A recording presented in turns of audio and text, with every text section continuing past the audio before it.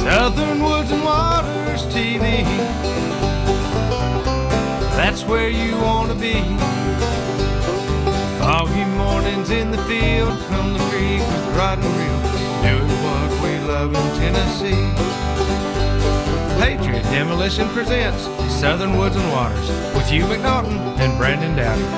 Also being brought to you by Sniper Hunting Products, Deer 30 Minerals, Candy Fork Outdoors, Weststone Cry-Like Realtors, TWRA, Capital Sportsman, Nashville Marine, Davidson Farmers Co-op, Courtney's Restaurant and Catering, Mowing and More, CVA, Wilson Bacon Trust, Flowers Processing and Garden Center, X Outdoor Products, and Hunter Up.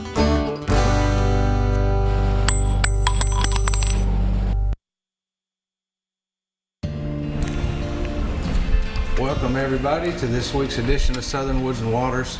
I'm Brandon Dowdy, and joined tonight by quite a few good friends. I've got on the stage with me right here to my left, of course, Anthony Landreth. He's here with me tonight.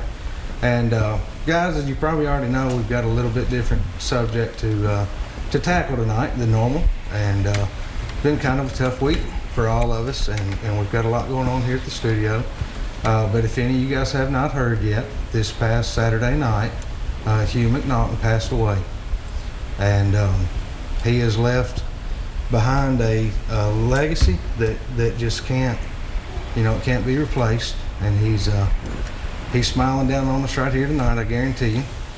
But what we're going to do tonight is we're just going to set up here. We've got Dayton Blair in with us tonight. We've got Wes Stone. We've got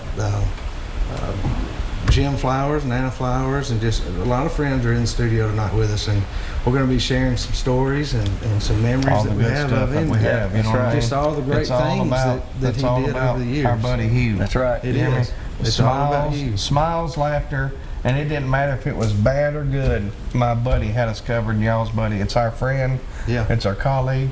Yep. We got Hugh's wife in the studio too, Debbie. That's right. Glad she could come.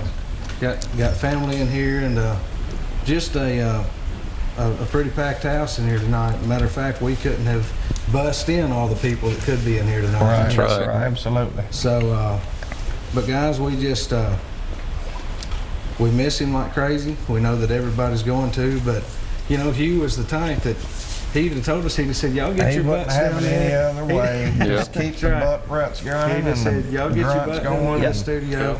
Don't let the radio show down. But, you hear me? I know. That's why I'm just telling you. We left the funeral home the other night, and Brandon and I and Janet and Tim Buffalo, we went and did a tribute to Hugh, the radio show, the other night. That's marvelous. We did. Dayton, I tell you what, man, I want to kind of start with you. You've known Hugh longer than anybody sitting on his stage. I've known him a long time, but you've known him for many, many, many years. A long time. We've been together a long time. But I'm going to tell you, there's not a better person. He cared about kids, family, and anything that took to make a better person as far as the outdoors and how the world works. I mean, you could go to Hugh tomorrow and today, and he would be fine on anything you asked him, but he knew what to tell you to make you feel comfortable and make sure you was okay. It didn't matter if it was anything. He was what everybody needed. Hugh was your best friend. He was the man. It wasn't no replacement of this man. I've known him ever since a long time, and he is the man. But he reflected down on us to make sure we carry on what we're doing tonight. Is making sure that everybody's here, and we make sure that education on kids and this show carries on. Carries right on. Just I mean, don't miss a beat. You know what I'm saying? And you know, you kind of hit on friends. You know, and we've talked about this some on the radio show the other night, but the amount of messages that all of us have received, phone calls, tributes, I mean, it has been just unbelievable. I mean, phenomenal. There have been all the pictures, hundreds and hundreds. You know, people that were on the show 15, 16, 17 years ago, you know, sending us pictures and saying, hey, I remember Hugh, I remember his laugh and everything he did. And that smile. It's a lifetime. Always had that smile. It's a lifetime. He enjoyed I didn't care if you went bow hunting. I don't care if you shot skeet. I don't care if you went to do crappie fishing. I don't care if you went catfishing. It didn't matter. Hugh was smiling. He was there for anybody that needed anything. I'm talking about if you were down in the dumps or if you was on top of the mountain, it didn't matter to him. Let's just go do what we need to do. Fishing. Let's just go fishing, go hunting. Let's just do it. It don't matter. It's okay. That's you right. know, it's just right. hard. That's what I'm saying? he is known for. And you know, Wes and I were talking the other day just about the outdoor legacy. I mean, he's been such a inspiration to all of us. I mean, I was explaining the other day, I met him as a child. You know, I was just a kid when I met Hugh. And I was 13, 14 years old. And I met Hugh through shooting archery when I got big into the ASA tournaments, you know, down there. And you know, he immediately took me under his wing, and we started shooting a lot together. And he got me involved down at Phillips Archery at the time, down there off Nolensville Road, I believe it was. And you know, we hit it right off then. And it just kind of, even though we lost touch for a little while when I was at school and stuff like that, you know, we'd still Facebook and send each other pictures and stuff. I always kept up with him pretty tight through you dating, you know.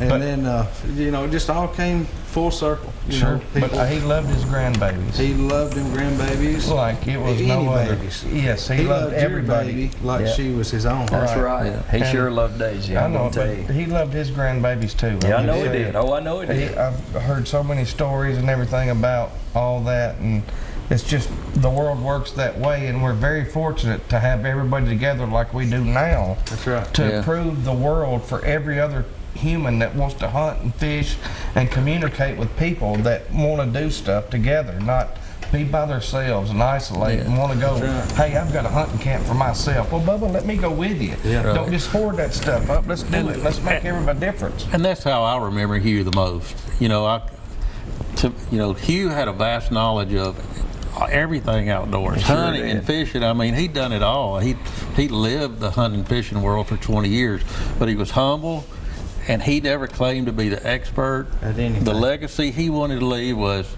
the camaraderie in the sport, the fun of it between family and friends, which is the most important thing. You know, all about it. You know, and so, you know, he done that, and he brought fun to our sport. You know, he brought fun. He kept everything fun all the time. He's the hero.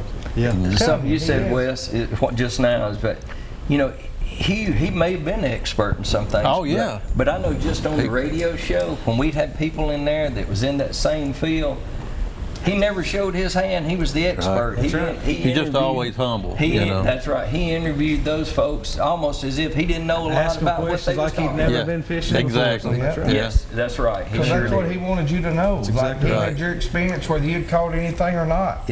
He just wanted to know how you done so he could relate to you as far as functioning everything in the world. That's just how he worked. Plus, too, he probably wanted to pick up a few tips that he could store in his get extra flair. That's right. I guarantee you it was. He could be slick on that part. I'm telling you. You look over there and be 5 fillets, but he would have to have 2 on his plate. I'm just telling you. There's nothing wrong with a man getting that couple of fillets. That's right. He always said, you know, there's 2 kinds of fishing. And of course, I know you heard him say it many times, but he'd say, boys, you got catch and release. And then you got my favorite, he said catch and heat to grease. And, and you know, that's just Hugh. That's what he did. He always told us like it's a jerk on one end waiting for a jerk on another. You know what I mean? That's what fishing boiled down to. But that's what it boils down to, like we're doing right now. It takes a whole world of people to get together to make everything right. You can't do it by yourself. It takes a group of people to make sure everything functions. When you go to idolize yourself and make it on your own, you can forget it. It takes a fully functioning family to what we're doing. And that's just like tonight. He wouldn't have it any other way. I'm telling you, he just loved crappie fillets, walleye fillets, and sauger fillets, and a couple of biscuits and gravy and some coffee. And some deer meat. And some deer meat. He loves some deer meat. Fat boy seasoning. What are you saying? Are you looking? Don't look at me like that. I'm just saying. He had to have the fat boy seasoning on everything. That's all he would ever ask our folks that would come in for recipes. You know, did they have that seasoning? Now Wes is a dang deer slayer. You know that. Guys, we're going to take a quick break. We'll be back here in just a minute with some more stories and some more Southern Woods and Waters.